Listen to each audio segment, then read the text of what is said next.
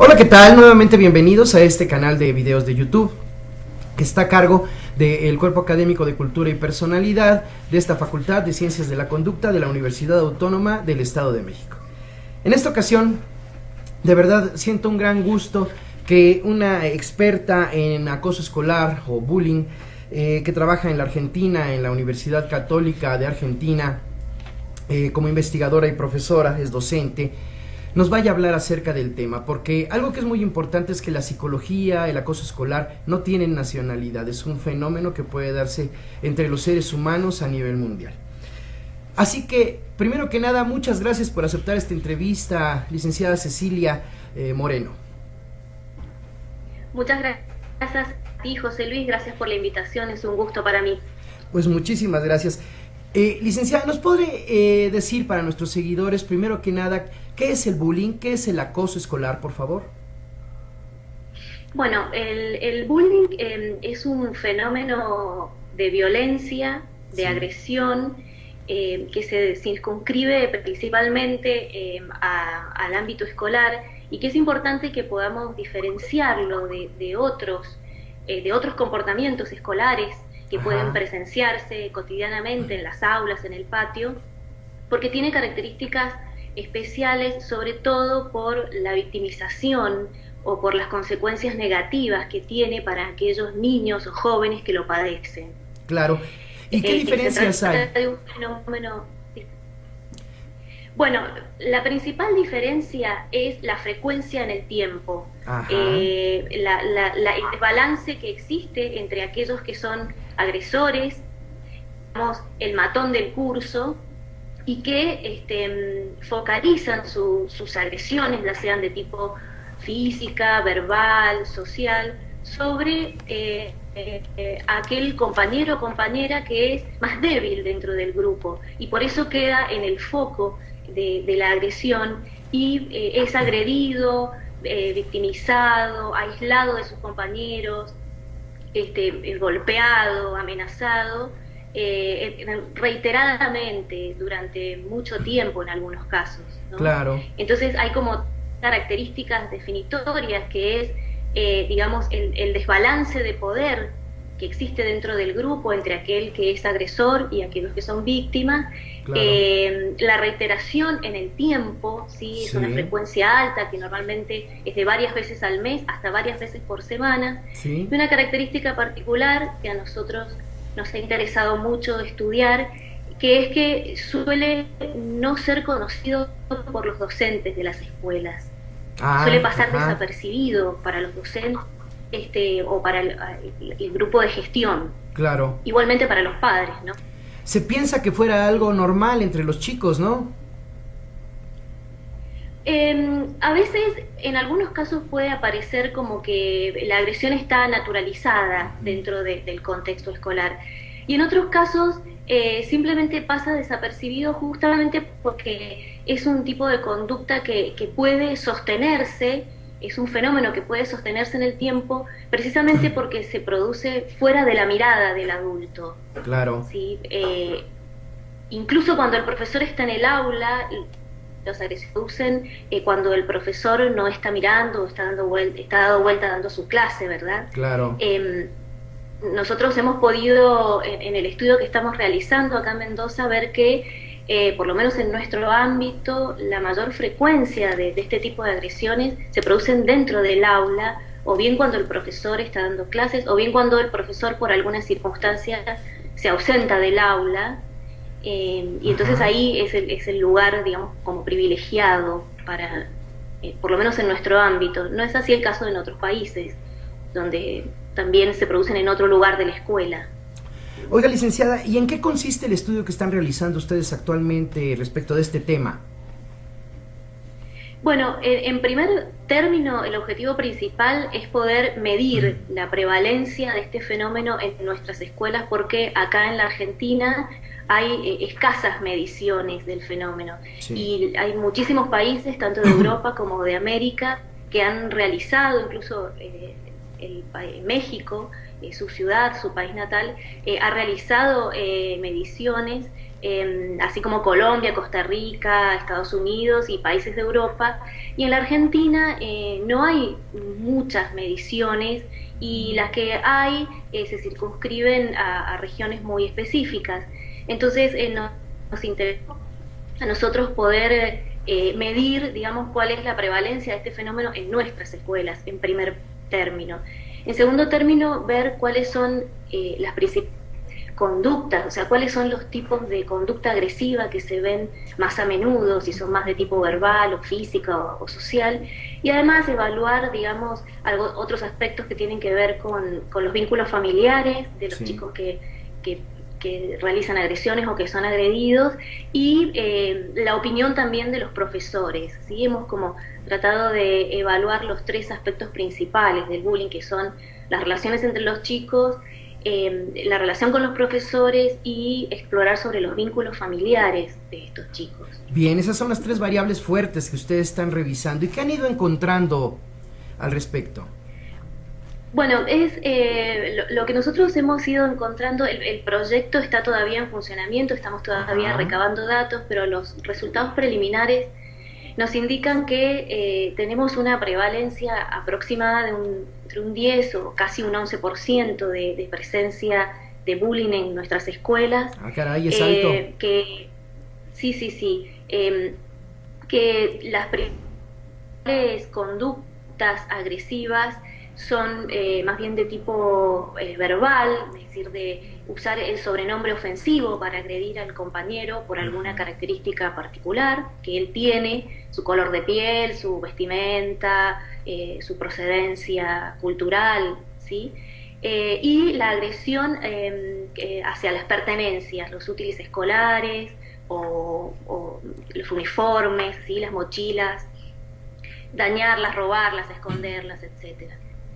Claro. Eso nos ha llamado la atención y un poco nos tranquiliza porque no vemos una elevada frecuencia de comportamiento agresivo físico, por ejemplo. Claro, ¿sí? Pero la discriminación es fuerte.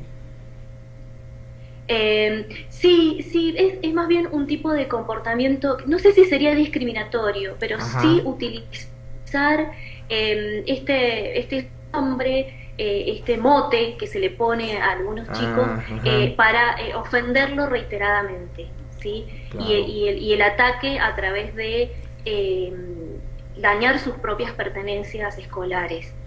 Oiga, eso nos ha llamado mucho la atención. Nos está hablando del ámbito escolar. ¿Nos puede comentar algo respecto del ámbito familiar que también mencionó?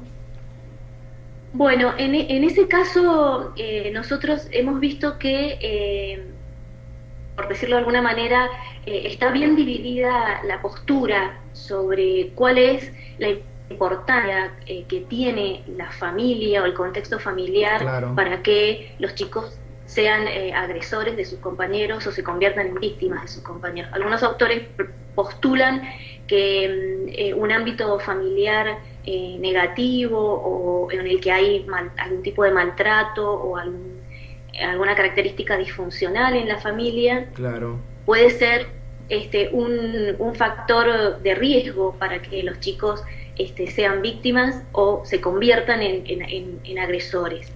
Sin embargo, hay otros autores que sostienen que digamos que la familia no es el principal causante de que esto se produzca en las aulas, sino que explican el fenómeno de bullying más bien relacionado con la trama de relaciones que se producen entre el grupo y que permiten que existan relaciones de poder asimétricas y que las relaciones con los vínculos familiares pueden no ser el factor predominante.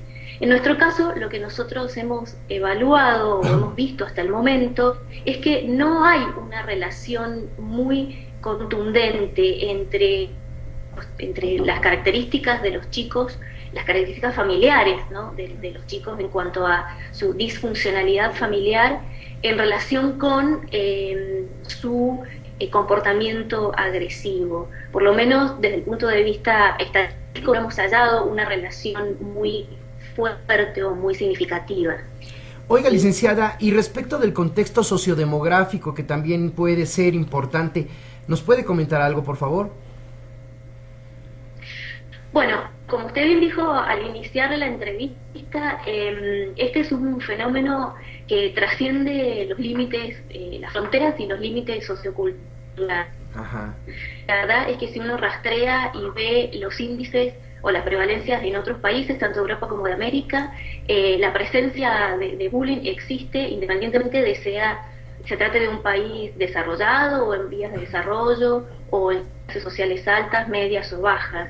Este fenómeno se produce en las escuelas de una manera, yo no diría independiente, pero sí, digamos, como que no existe un factor predominantemente socioeconómico que haga que el bullying aparezca en las escuelas. Nosotros hemos evaluado en nuestra provincia escuelas de diferente tipo, de gestión estatal, de gestión privada, de gestión religiosa, y los números no varían demasiado entre una escuela y otra. O sea, se mantiene el 10%. Esto también, sí, más o menos. Hay una variabilidad que no es muy elevada entre una escuela y otra, y lo que hemos podido ver, que en otros países también sucede esto, ¿no? De que no existe una variación. Uno tiende a pensar que en aquellos contextos más vulnerables o con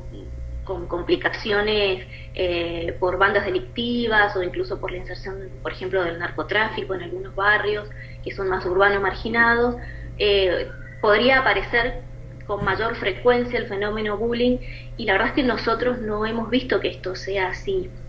Oiga, y... yo adhiero a posturas... Sí, perdón. No, tranquila, perdón. Continúe. Digo, yo adhiero a las posturas que explican el fenómeno dentro de trama socioafectivo que permite que existan chicos o chicas con mayor poder y otros más débiles, y esto permite que el bullying exista, y lo que mayormente permite que esto exista es que existe una cantidad de espectadores de la situación que normalmente no actúan para frenar la agresión, o que lo hacen, digamos, de una manera que no genera mayor efectos, o con acciones insuficientes, a veces por temor, ¿no? O a veces por creer que quien es agredido se lo merece o se lo busca, ¿no? Claro. Y esto es importante porque es justamente ahí es donde nosotros, los psicólogos educativos o los equipos de gestión de las escuelas, pueden intervenir. Los modos de intervención normalmente apuntan a que aquellos compañeros que son espectadores de este fenómeno puedan tomar mayor protagonismo para poder evitar o para poder frenar las agresiones. Oiga, fíjese que usted tocó un punto muy importante que yo creo que debemos resaltar. ¿Tiene que ver con el establecimiento de relaciones de poder entre los muchachos? Sí, es, digamos, una relación de desequilibrio de poder que se genera gracias a que existen determinado tipo de relaciones socioafectivas entre el grupo, claro, que permite que existan chicos que son más populares y que tienen mucho poder y que son muy fuertes.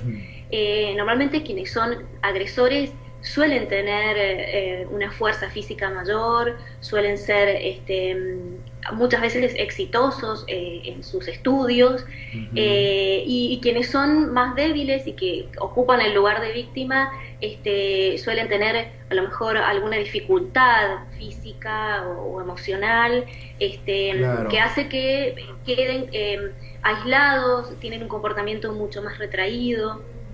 Y digamos, esta trama social permite que ellos dos siempre sean el fuerte y el débil. Claro. Entonces, por eso es que es importante actuar sobre la trama social. Normalmente si uno, por ejemplo, toma alguna técnica sociométrica, puede darse cuenta claramente de cómo quedan ubicados cada uno de los chicos en relación a sus compañeros. Y suele pasar que aquellos que son más tímidos, por ejemplo, claro, pueden ser aislados y son víctimas a veces de bullying por estar aislados, por ser retraídos, por no animarse a participar. Entonces, esto cuando se cristaliza dentro del grupo hace que se produce como un círculo vicioso, similar al que sucede, por ejemplo, en la violencia doméstica. Claro, ¿sí? Del cual es difícil salir si no hay una intervención externa. Claro. Oiga, en este caso, hermano. Y entonces, ya como para ir haciendo un resumen de todo, ¿cómo detectar este problema? Y por supuesto, después, ¿cómo intervenir? Sí, como dijimos recién, es un problema que suele estar fuera del alcance de los adultos, fuera de la vista de los adultos. Ajá. Entonces, por ahí algún profesor con un poco más de conocimiento sobre sus alumnos puede percibir o intuir que esto está sucediendo. Entonces, para detectarlo, normalmente lo que se suele utilizar son encuestas, ¿no? que se hace a los chicos, y a lo mejor alguna técnica sociométrica que nos permite obtener como una especie de radiografía de lo que sucede en ese grupo, para poder detectar quiénes son los más fuertes, quiénes son los más débiles, quiénes son los que están agrediendo a los otros y quiénes están en situación de victimización. Sí. Y una vez que podemos detectarlo en un curso específico, se puede intervenir de diversas maneras. Obviamente que si existe algún alumno que ya está teniendo síntomas o signos de victimización, recordemos que quienes son victimizados suelen presentar algunos signos incluso hasta somáticos, ¿no? Ya disminuye su rendimiento académico y tienen diferentes signos que los profesores pueden detectar. De manera tal que si detectamos que hay algún chico que está sufriendo esta situación, uno debe intervenir, digamos, terapéuticamente de manera individual e incluso tomar parte a la familia de esta situación. Exactamente. Fíjese. Ahora bien, yo le iba a preguntar precisamente, un familiar, ¿cómo se da cuenta de que su hijo está teniendo esta situación? Bueno, recordemos que cuando esta situación se torna crónica, el chico puede tener algunos signos, como por ejemplo que ya la escuela no es un lugar feliz para él, claro. Entonces evita ir a la escuela, entonces se queja de dolores, ¿no? De dolencias físicas para no ir a la escuela, o tiene alguna dolencia dentro de la escuela para ser retirado antes de tiempo, disminuye su rendimiento escolar, uno nota que no tiene amigos, o tiene muy pocos amigos, o muy pocas relaciones sociales, evita ya ciertos lugares, en la escuela, por ejemplo, evita salir al recreo, o evita ir al horario de educación física, por ejemplo, o se queda hasta el final para salir solo, digamos, y que sus compañeros no lo vean. Diferentes signos que dan cuenta de que él está sufriendo cotidianamente esta situación.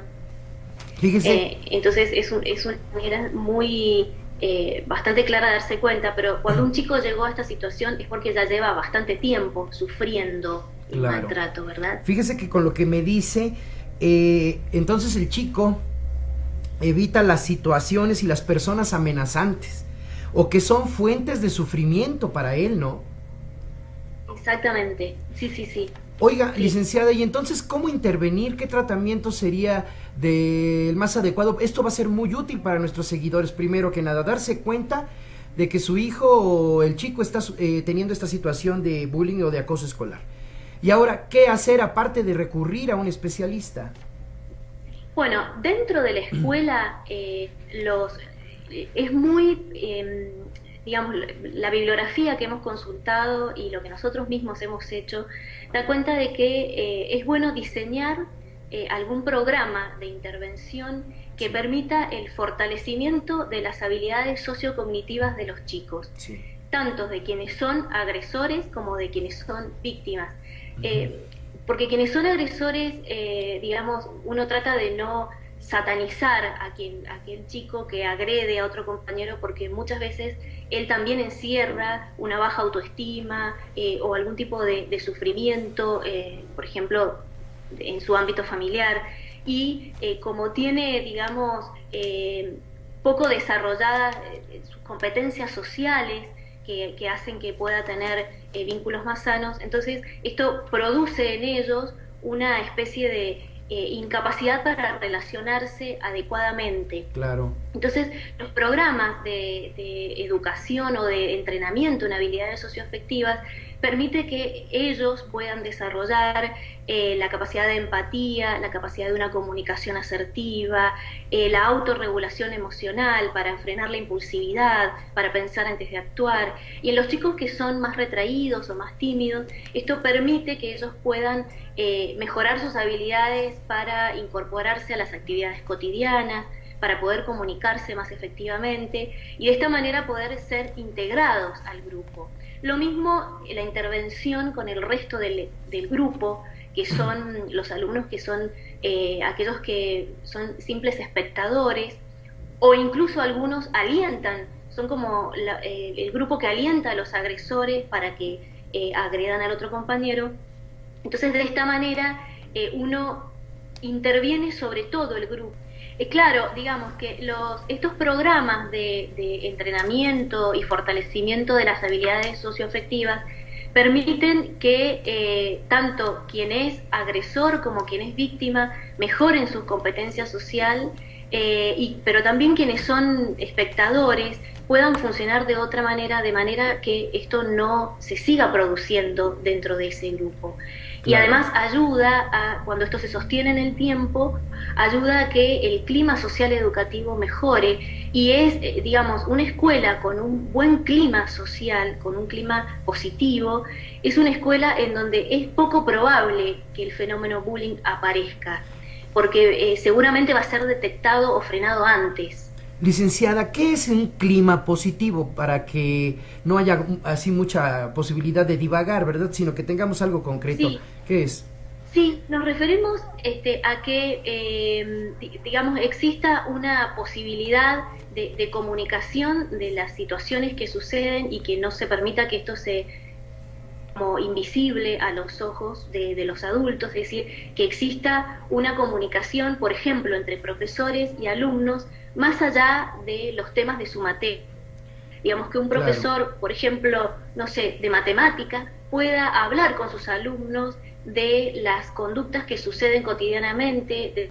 Y digo, un profesor que pueda, digamos, frente a su grupo de alumnos, poder hablar de estos temas, digamos, poder sacarlos a la luz. Esto es algo que funciona muy bien cuando algunas escuelas logran incluir dentro de sus espacios curriculares un espacio para hablar sobre las relaciones que existen en los chicos o sobre los problemas cotidianos que pueden existir. Esto genera una mejora en el clima institucional, porque los problemas que existen entre los alumnos se hablan, no se invisibilizan. Claro. Esa es un poco la idea.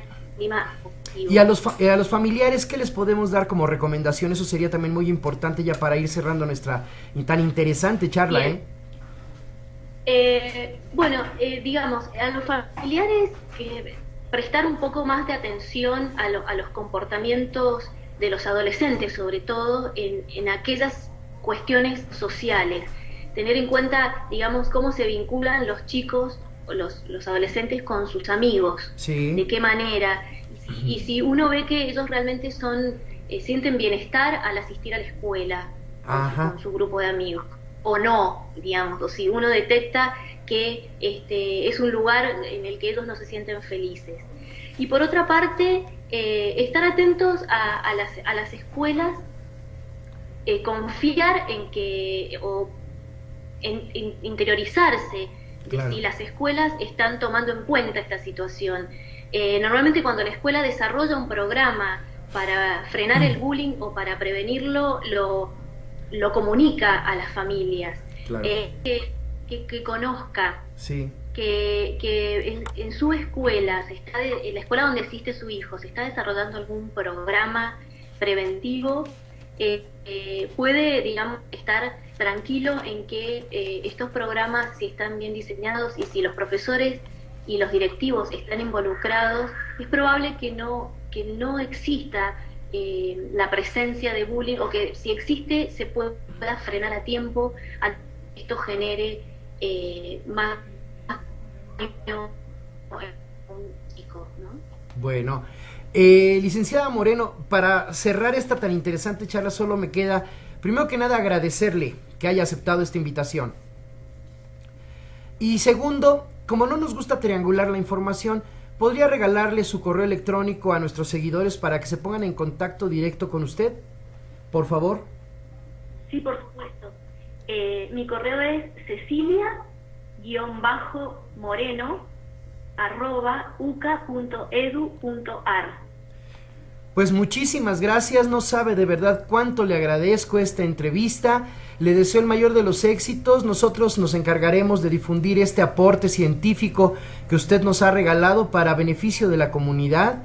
Y bueno, apreciados seguidores, muchísimas gracias por su atención. Ustedes disculparán las fallas que hubo en la transmisión vía internet, pero eso no quiere decir que no sea súper interesante esta charla y que no la hayamos podido seguir completa. Quedamos en contacto para la próxima. Que tengan ustedes una magnífica tarde. Nos encontramos en la siguiente charla. Licenciada, muchísimas gracias. Que tenga un excelente día allá en Mendoza. Muchas gracias. Gracias para ustedes. Sí, hasta luego. Hasta luego.